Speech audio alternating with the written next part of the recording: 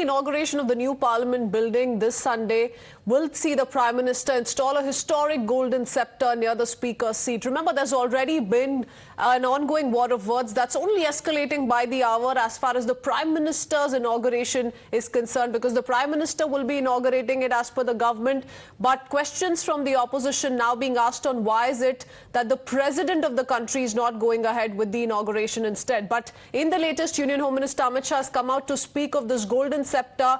He says that this was handed over to the country's first Prime Minister Jawaharlal Nehru to mark the transfer of the power from British to Indians. The Home Minister said the scepter was called Sengol, a Tamil word meaning full of wealth. The history and significance of the Sengol, the Home Minister said, was not known to many. Its installation in the new Parliament, he said, was an attempt to link our cultural traditions with our modernity. The plan to install the Sengol in the new Parliament also reflects the far-sightedness of Prime Minister Modi, as per the Union Home Minister when he went ahead with this big announcement. The Sengol is now at a museum in Allahabad, from where it will be brought to its new address, the Parliament. Hear it from the Union Home Minister Amit Shah.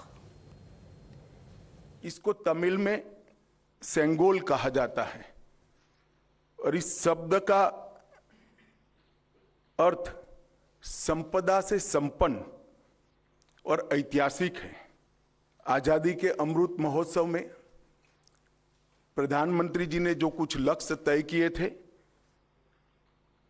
उसमें एक लक्ष्य हमारी ऐतिहासिक परंपराओं का सम्मान और उसका पुनर्जागरण भी था। ये सेंगोल उसी लक्ष्य की परिपूर्ति के लिए आज मैं आपके सामने इसकी इंफॉर्मेशन को लेकर आया हूं। ये घटना जुड़ी है आजादी की क्षण के साथ। 14 अगस्त 1947 की रात को एक बहुत महत्वपूर्ण ऐतिहासिक और अनोखी घटना ने आकार लिया था, जिसकी 75 साल के बाद आज देश के अधिकांश नागरिकों को जानकारी नहीं है। ये सेंगोल जो अभी आपने स्क्रीन पर देखा था, उसने हमारे इतिहास में एक अहम भूमिका निभाई है और ये सेंगोल अंग्रेजों से भारतीयों के साथ सत्ता के हस्तांतरण का एक प्रतीक बना था। इस घटना के ऐतिहासिक महत्व को जानने के बाद आप सभी को आश्चर्य होगा कि इतने सालों तक ये हमारे सामने क्यों नहीं आई। जब इसकी जानकारी प्रधानमंत्री जी को मिली, इस पर गहराई से विचार करने के बाद प्रधानमंत्री जी ने इसकी गहन जांच के आदेश दिए और फिर निर्णय लिया कि गौरवमयी प्रसंग को ध्रुव तारे के समान, परंपराओं के ध्रुव तारे के समान देश के सामने रखना चाहिए। Well, we shift our focus to more news coming in and responses, breaking news responses that continue to trickle in on part of the BJP as well. We have a reaction from former Law Minister Ravi Shankar Prasad, who's once again hit that the opposition, because remember, as many as 19 opposition parties now in a letter have confirmed that they are not going to be a part of this inaugural ceremony that's slated for the 28th of this May. Listen in. We're now being joined by senior BJP leader and former Union Law Minister Ravi Shankar Prasad, sir. Now, the day has come, the historic day has come on 28th, when the Prime Minister will be inaugurating the new Parliament building. But we see the 19 opposition parties have released a statement. They're boycotting the inauguration ceremony, sir. How shocking do you think it is, sir? First of all, I would like to raise a fundamental question. Should free India erect a proper parliament for its needs or not? The Mughals erected Lal Killa and Jama Masjid, and the slave dynasty Abaks established, as they claim, Qutub Minar. The imperialist Britishers constructed the Rashtrapati Bhavan, the North Block and South Block, and Parliament. What we did in the last 75 years, nothing. There is a need for new Parliament, because after 26 census, in terms of constitutional requirement, number would rise, should rise. Indian Parliament must have more representation. Now you see how difficult it is for the president to address the joint session. Additional chairs have to be installed. Now technology requirements are more. Therefore, if because of requirement, and the Congress also mooted the proposal, if a new, good, extraordinary building coming with proper classical architectural marvel of India's tradition, what is your problem? That's the larger question. I would only urge them, there would be enough platform to fight us politically.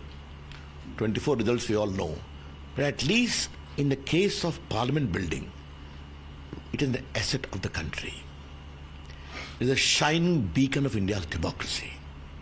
You boycotted the foundation laying, now you are boycotting the inauguration also. What kind of legacy you are leaving for your followers and the people of the country? But what better can we expect? They had raised also opposition to the erection of Statue of Unity of Sardar Patel. Did any Congress leader had the grace to go there and offer a simple flower, which has today become such a big tourist spot? That's the problem. Anything which Narendra Modi ji thinks has to be opposed for the sake of opposition.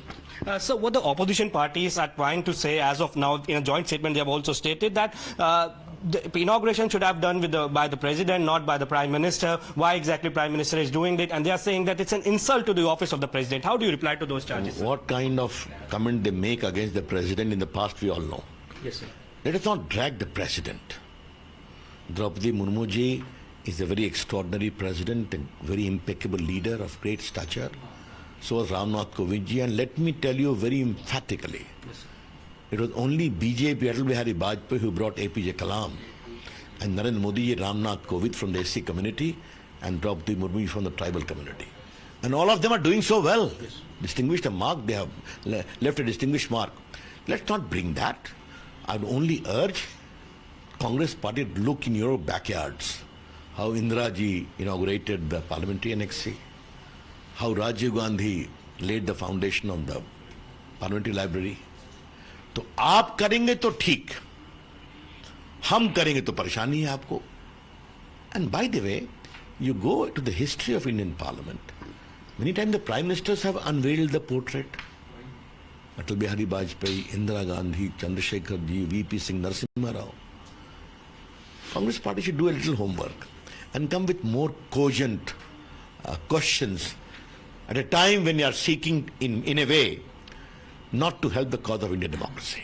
So one last question, sir. You talked about Indira Gandhi and Rajiv Gandhi inaugurating the assembly and the annexi, to which the Congress party now says that it's very different from the new parliament building. And you being the former law minister, you're a senior advocate, so you know law pretty well. The Congress party now talks about the Article 79. The Congress party says the president is the parliament should consist of the president and the two houses of the parliament. So they are bringing in Article 79. How do you respond to this, sir? Who is disputing that position? Yes, sir. Whenever the new session will begin, the president will address. The president will and continue to be a part of the whole process. That is the constitutional ethos. But as far as inauguration part is concerned, this is called typical hair splitting. That is not the question. The question is your reluctance to recognize any good work of Modi ji. That is your problem. Therefore, be it Statue of Unity in Gujarat, and so many other things. What did they say about Kashi Vishwanath temple? Wastage of money. How they have mocked this great Ujjain corridor of Mahakal. Again mocked. Have they said one good word? And since you have raised this question, I want to raise it. Yes, sir. Today Modi ji's powerful speeches globally is being recognized. How they seek to make light of India's vaccination program. How Rahul Gandhi has mocked at India's startup program. Everything has to be opposed for the sake of opposition. You go ahead, at least spare the parliament. So that was senior BJP leader and former Union Law Minister Ravi Shankar Prasad speaking to us with video journalist Vimal Gotwal, Mohit Bhatt for Times Now in Delhi. Very interesting that the BJP repeatedly has been citing examples from the past on how Rajiv Gandhi, the then Prime Minister, also the then Prime Minister Indira Gandhi, could go ahead with similar inaugurations in the Parliament complex. And why is it today a problem with the opposition if the Prime Minister is inaugurating the new Sansan?